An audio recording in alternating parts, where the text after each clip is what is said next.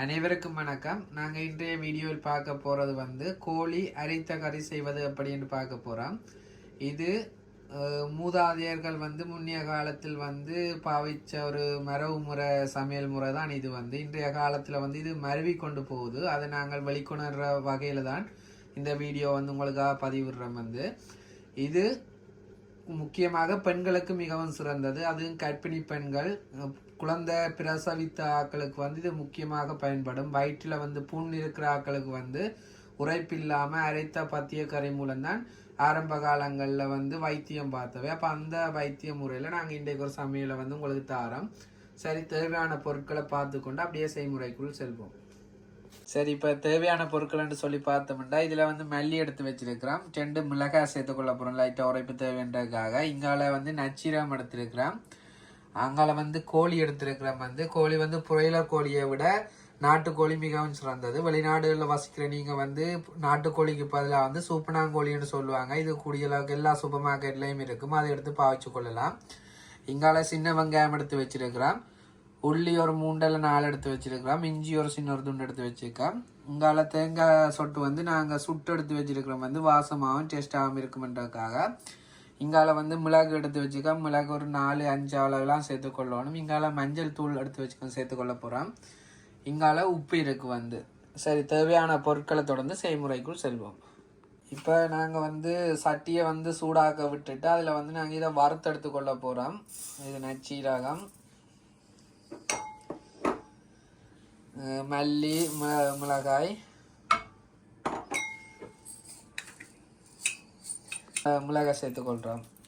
இது வந்து இளஞ்சூட்டில் வச்சு நல்லா வறுத்து எடுத்துக்கொள்ள போகிறோம். இதை வந்து இப்போ நாங்கள் அரைச்சி எடுத்துக்கொள்ளணும். இப்போ நல்லா வறுபட்டு எடுத்தால் தான் அரைக்கக்கூடிய மாதிரி இருக்கும்.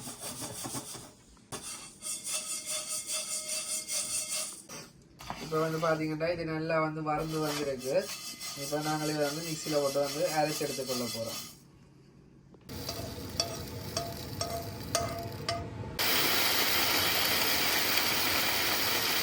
இப்போ நாங்கள் மல்லி இதழ் வந்து அரைச்சி ஓரளவு அரைஞ்சி பதம் வந்த அப்புறம் நாங்கள் தேங்காய் சொட்டையும் அதோட சேர்த்துக்கொள்ள போகிறோம்.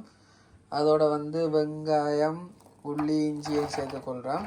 அரைச்சி ஓரளவு அரைப்பதம் அடிபட்ட அப்புறம் நாங்கள் திருப்பி வந்து கொஞ்சம் தண்ணியை சேர்த்து தேவையான அளவுக்கு அடித்து கொள்ளலாம்.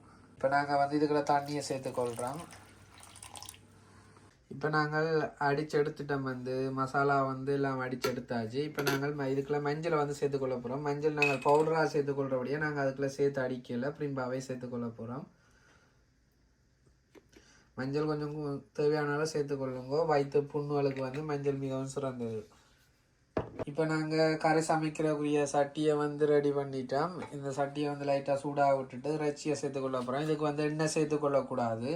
பத்திய கறி என்றதை எண்ணெய் இல்லாமல் சேர்த்துக்கொள்கிறபடியாக தான்.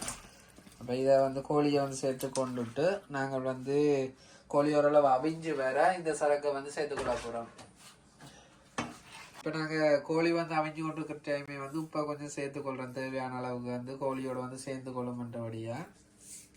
இப்போ வந்து பார்த்தோம்னு சொன்னால் கோழி வந்து அவிஞ்சு வந்திருக்கு. நாங்கள் வந்து தண்ணி ஒன்றும் விட இல்லை, கோழியில் இருக்க தண்ணியும் அவிஞ்சு வந்திருக்கு. அப்போ நாங்கள் இதுக்குள்ளே வந்து நாங்கள் சரக்கையை வந்து சேர்த்து கொண்டோம்னு சொன்னால் அது சரக்குலேருந்து அவிஞ்சு கொண்டு இருக்கும்.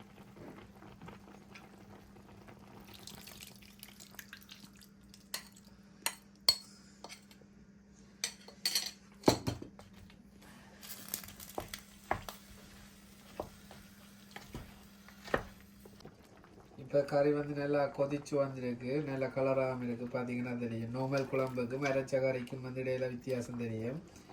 நல்ல வாசமாகவும் இருக்குது. சரி, நாங்கள் பரிமாறி சாப்பிட போகிறோம். நீங்களும் இந்த ரெசிபியை ட்ரை பண்ணி பாருங்கள். உங்களுக்கு மிக உகந்ததாக இருக்குமென்னு நம்புகிறோம். உங்களுக்கு பிடிச்சிருந்தால் லைக் பண்ணுங்கள், கமெண்ட் பண்ணுங்கள், ஷேர் பண்ணுங்கள். அடுத்த வீடியோவில் அடுத்த ரெசிபியுடன் உங்களை சந்திக்கும் வரை என்றும் எம்ஆர் மயூ.